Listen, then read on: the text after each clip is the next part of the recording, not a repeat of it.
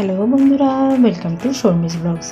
আজকে আমি আপনাদের সাথে আমার মেয়ে 2 বছরের জন্মদিনের প্রস্তুতি নিয়ে চলে এসেছি। আর বার্থডেটা কীভাবে সেলিব্রেট করলাম, বাড়ির থেকে অনেকটা দূরে থাকি যেহেতু, তো সেখানে কিভাবে কি করলাম আপনাদের সাথে শেয়ার করতে চলে এসেছি। তো প্রথমেই দেখতে পারলেন এখানে করেছিলাম চিকেন ঘুগনি আর টমেটো চাটনি।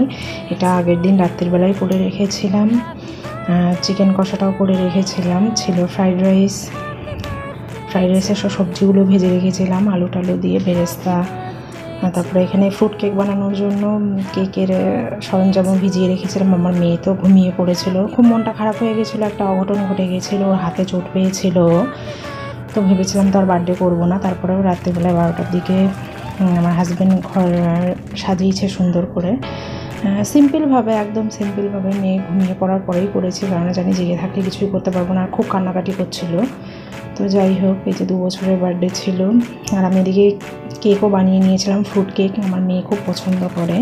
তো এটা জন্মদিনের দিন সকালবেলায় মেয়ে পাস্তা খেতে খুব পছন্দ করে, তো সবজি দিয়ে ডিম দিয়ে পাস্তা করেছিলাম, ভেজ ডাল করেছিলাম, পায়েস রান্না হয়ে গেছিলো, অনেক সকাল সকালে উঠেছিলাম। আর মাটন করেছিলাম, 5 রকম ভাজা, লাল শাক ভেজেছিলাম, চিংড়ি মাছ দিয়ে ইলিশ মাছ ভাজা করেছিলাম, আর একটু চিংড়ি মাছের মালাইকারি করেছিলাম, 5 রকম ভাজা ছিল, স্যালাড কেটে রেখেছিলাম। আর এই যে আমার দুষ্টু বুড়ি সকালবেলায় খাওয়া দাওয়া কমপ্লিট করে একটু বেলার দিকে এই স্নানের মধ্যে একটু জলের মধ্যে আর কি গোলাপের পাপড়ি দিয়ে দিয়েছিলাম, আর ময়দা মেখে রেখেছিলাম লুচি করবো বলে। আর এই যে আমার মেয়ে রেডি হয়ে বসে আছে। মাঝখানে মন্দিরে গেছিলাম পুজো দিতে, সেটা আর ভিডিও করা হয়নি, অনেকটা বেলা হয়ে গেছিলো সেই জন্য। আমাদের এখানে পাড়ায় মন্দির আছে সেখানে। তো এখানে মেয়ে প্লেটে যে সব কিছু দিয়ে সাজিয়ে দিয়েছিলাম, মেয়ে যা যা পছন্দ করে খেতে সব কিছু দিয়ে, পায়েস, 5 রকম মিষ্টি, চাটনি, তারপর আইসক্রিম থেকে শুরু করে ওর যা যা পছন্দ ছিল সবই দিয়েছিলাম। জানি আমার মেয়ে শসা দেখলে আর পেঁয়াজ দেখলে ওই দুটোই হাতে নেবে, তো ওই দুটোই হাতে নিয়েছিল। কিছুতেই এই যে আশীর্বাদ করছে, পায়েস খাওয়াতে পারিনি জন্মদিনের দিন। তারপরে তো ওর বাবা যে একটু ভিডিও করছিল, তারপর বাবা আশীর্বাদ করলো ধান দুগ্ধ দিয়ে। আমাদের যে বাড়িয়ালি আছে উনিও এসে আশীর্বাদ করেছিল। তারপরে আমরা খাওয়া দাওয়া করে ঘুম পাড়িয়ে দিয়েছিলাম। এই যে সন্ধ্যার দিকে আবার রেডি করে দিয়েছে আমার প্রিন্সেসকে। কেমন লাগছে জানাবেন। আমরা সবাই একটু সাজুগুজু করে নিয়েছিলাম। এই ড্রেসটা আমার মা দিয়েছে ওকে। তো মা আসার আগে অনেক কিছু দিয়ে দিয়েছিল, যেহেতু জন্মদিন আছে।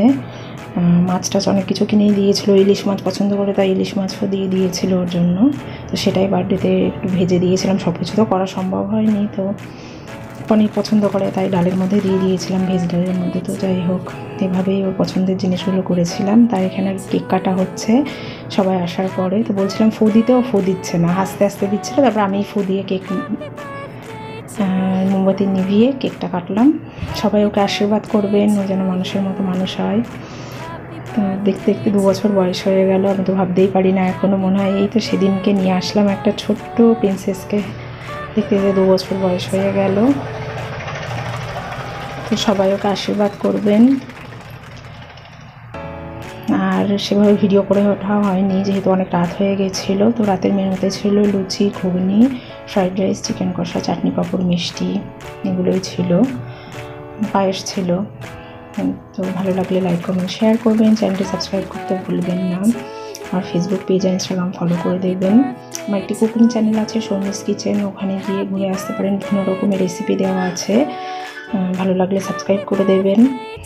আর মেয়ের জন্মদিনটা তো এইভাবেই কাটিয়েছি, খুব আনন্দ করেছিলাম।